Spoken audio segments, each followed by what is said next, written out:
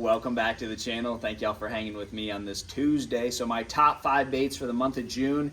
This isn't necessarily anything too specific. I think you could probably interchange most of these baits with something similar to it. But I think the key to this whole month of June time fishing is that you have to kind of be unique in your own way of doing things and keep a pretty steady base. You know, like when it comes to hot month tournaments, I'm typically going to throw topwater first thing in the morning. Bass love a topwater, especially big ones, and they do love it in the summer. And then once that fizzles off, sun gets high, I'm going to be running shade lines, or I'm going to be fishing something slow on the bottom.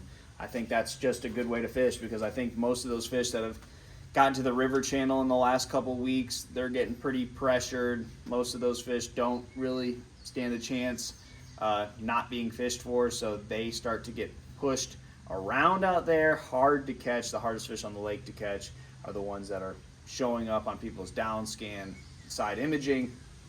So you got to kind of start doing some things that are off the wall, but I think the biggest thing is still have some techniques that are textbook. So in the mornings, if I'm around cover, it could be overhanging trees, it could be laydowns, it could be bank grass, hydrilla, any type of grass really, buzzbait, white horny toad, low light conditions, gold blade. That's going to be what's going on first thing. Anytime I'm around cover, if I'm on more of a shallow structure, topwater walking bait, this is a super spook saltwater version.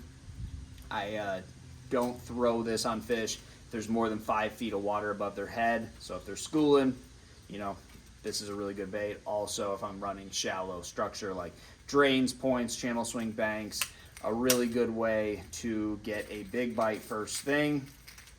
I like to see gizzard shad.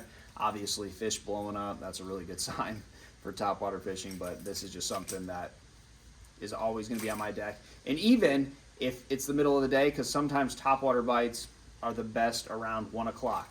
Can't explain why. That's just kind of a thing that I've been told a long time ago, and I really do think it's true. They come up, or you see some gizzard shad, you see that little skip across the surface, bust this out and make 5 or 6 casts, 10 casts, 15 casts. But you get my point. I'm seeing something that's catching my eye. It's probably sending off a signal to the bass that they need to get up near the surface, and they're going to be biting something big that looks like a gizzard shad that is also skipping. So this is going to be my 2 baits that I don't throw a whole lot unless I just get that weird feeling, and then it's going to be something that I can fish on the bottom. And a pose crankbait is something I still throw quite a bit, because I feel like fish are showing up in new areas. I live on a lake that has a bunch of grass, so fish are kind of getting off the hard spots that they typically ambush a lot of bait in the post spawn. They're starting to move into their summer places, and that is grass. So this pose, I don't even know what this pose crankbait is called. I got this at a tackle store. It's a vintage bait, but a Series 5 is another one. You just need something that you can crank around grass, crank around shallow cover. It's a really good crankbait that doesn't bury up too much. It doesn't dig too much. I'm not trying to throw this in 18 feet of water. I need something that's going to basically fish a little bit deeper than like a DT6. So I need something like a DT10 would be another good one, but something around that range.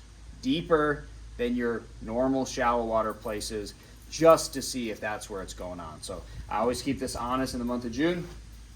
And then I've been pretty major, talked about this in yesterday's video, where realistic looking stuff that, just they think is real. I mean, that's where we're at this time of year. So this is a series, or a BDS fat, and this is the Series 2. So this is in Ghost Minnow. I live on a lake that has really clear water. This BDS 2 fat is perfect size. You can go down to the BDS 1 if you have smaller shad, but we have fairly large shad. But I don't want to go too much bigger than this, because I still want to keep it realistic. I want it to be easy to cast. So 15-pound fluorocarbon cranking rod, and this is going to be anytime I'm cranking around shallow stuff, because bass do go deep in the post spawn, but they start trickling back to more of your shallow type places. This would be something that I would throw in current, around current places. just a really good crankbait. Looks real. Crankbaits always work in all conditions. They don't always work, but they work better than most other baits in most conditions, in my opinion. The last thing would be some type of flipping. I live on Gunnersville, so we flip grass this time of year, but if you don't have deep hydrilla to flip docks. If you don't have docks, water willow, bushes, something, wood in the water. If you got to go up a river or way into the backs of creeks. Backs of the creeks are a big deal this time of year. So not only do they have cooler water, typically a lot of bait as well, you're also going to find that there's little pinch points with current. So bass that live back there on times of the year or weeks where they're not muddy, fish kind of go crazy back there.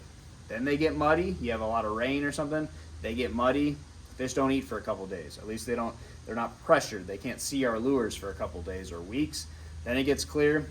So it's really a timing thing. It's really a specific weeks out of the year they're good. And it's pretty obvious when you get in there and there's mud and floating stuff that you're not going to catch anything. There's times when you get back there and there's a really nice, clear, high visibility color in the water. You can go back there and really do some work. So backs of the creeks are almost as strong as the main river channel this time of year. Definitely something I always look at, but another slow moving flipping bait on the bottom. If you don't have anything to flip at, that's when you're gonna go drag your worm. Maybe you live on a lake that has a lot of structure, dragging a big worm, dragging something Texas rigged on the bottom. So those are my 5 baits for the month of June. Try those, good luck to you, and I'll see you on the water.